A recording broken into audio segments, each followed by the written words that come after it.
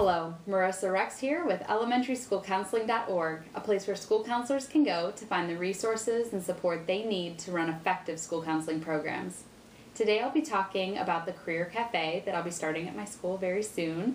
I got the idea from Danielle Schultz. She is the author of School Counselor Blog, and that would be the best place to go if you're looking for information about how to start a Career Cafe. She has so many great materials and great ideas on her site, so definitely check that out, and I'll provide the link for you.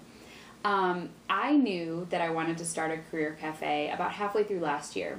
I talk about career individually with students in terms of goal setting, and I do that in small groups and bring up career and planning for the future and basic pieces of career information within classroom settings as well. But I wanted to be a little bit more explicit this year and have something that really focused on career and helping students understand what they're interested in and what kinds of goals they can set for themselves. And I decided to do this with just 5th and 6th grade. I wanted to start a little bit smaller rather than going K-6 because it can be a little overwhelming to plan something this large. So I thought 5th and 6th, great way to start. Very manageable. So I went into the 5th and 6th grade classrooms and I did a 30-minute lesson. It went slightly over if I had a little bit of extra time from the teachers just to allow for more discussion, but about 30 minutes should be fine. And we did something called the color quiz, and I'll provide all the links for you if you need those materials. And it's basically a quiz that helps sort students based on their interests. And so we take it as a group to make sure everybody understands what they're doing and making sure that they understand what the questions are asking so that they can get the most accurate results.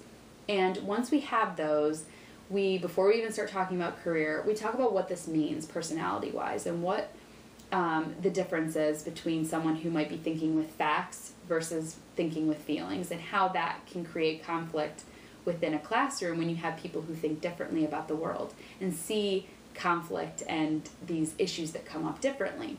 And more importantly, how when we have these differences, how we can accommodate each other. And we had a really interesting conversation about, what would you do if a student came up to you and they were crying, they were very upset? And some students would want to help that person, while the other group might say, well, just get over it, it's not that big of a deal. And so little things like that can start a little bit of a conflict in a classroom and get bigger and bigger and bigger, and then the school counselor often will get called to help sort through it, deal with it, and help the students find some type of solution. So this gives them a little bit more of an understanding of the makeup of their classroom and how they can better interact with each other. Then we start talking about the general career interests and possible careers that would match the types of personalities that we have in the room. I let them know that I was going to take these results and use them to find guest speakers that fit their specific needs. I didn't want everybody to come and see one speaker, especially if it was something that they wouldn't be interested in at all. I wanted to be very purposeful and intentional about this program, and I wanted my students to get excited. That was the point, so that they could really set goals for themselves and hopefully show more positive behaviors at school. And they were really excited about it, and excited about, well, who could you get and what kinds of people could you bring in. They were very excited about the possibilities. So you're probably wondering how these students get invited to come. I took this idea from Danielle, of course. Why reinvent the wheel? She had these postcards made, and mine, I just designed them a little bit differently. And it's basically saying that this is your admission ticket to come to the Career Cafe. I want to give these out the day of to make sure students are actually present, and I know how many students to expect and set up for the lunch recess time that they'd be coming in. On the back it says where they need to meet, when they need to be there, what they need to bring. This is basically just an information card and an admission ticket for that student. I also created stickers that the students can, if they want, put on their shirt after they get done with hearing their speaker. Something to kind of put some positive PR in for this program, so that people ask them about it, they go home, maybe their parent would say, well, what'd you get that for? And get people talking. And it says, each sticker says, I took a bite of the Career Cafe, just to keep with the theme. And I thought, let's take it even one step further. And I made a shirt that I can wear whenever I have a guest speaker come in. And on the front, it's a cupcake, and it says Mrs. Rex's Career Cafe. And on the back, it's a cupcake with a bite taken out, and it says, take a bite of your future.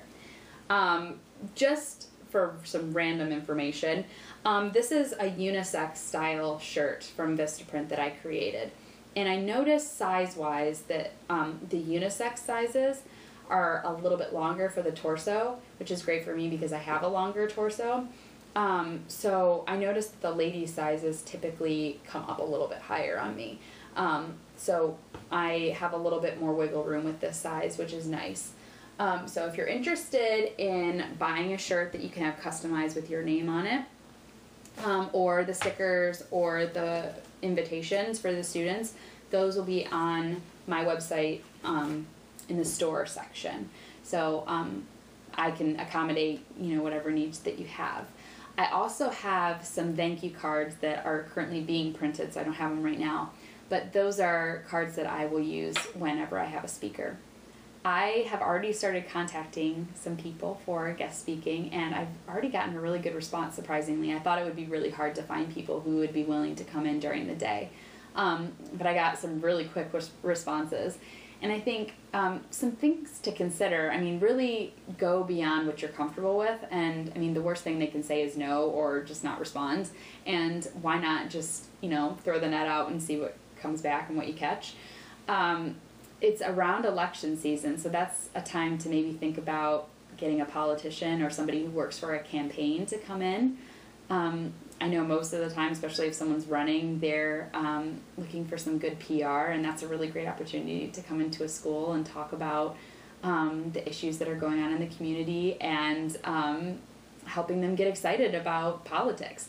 And I have a lot of students who are interested, especially my student council members, who are really interested in being leaders. So that would be a really great opportunity for them.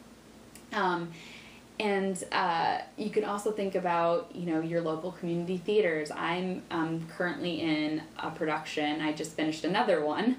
So I have a lot of actor, director, stage manager friends who I'm going to be hitting up. They don't know that yet, but I will be, to see if any of them would be interested in coming and talking with students about just options. I think some of it, too, is it doesn't need to be your full-time career. It could be something that you do on the side, and what kind of main career could you do to help support that extra interest, that you don't have to be only one thing. You can do lots of things. That's what I do, and what many of you do in your own lives, too. You're a school counselor, and then in your free time you might be writing, or you could do theater, or you might be on a sports team, or go volunteer somewhere. There are tons of things that we all do in our own free time, and so showing students that you have so many possibilities as you get older, and you can really, use all of your skills and meet all of your levels of interest in different activities. And I really just want my students to be excited about the possibilities and know that what they do now can affect what they get or are allowed to do in the future. I think that's really important for them.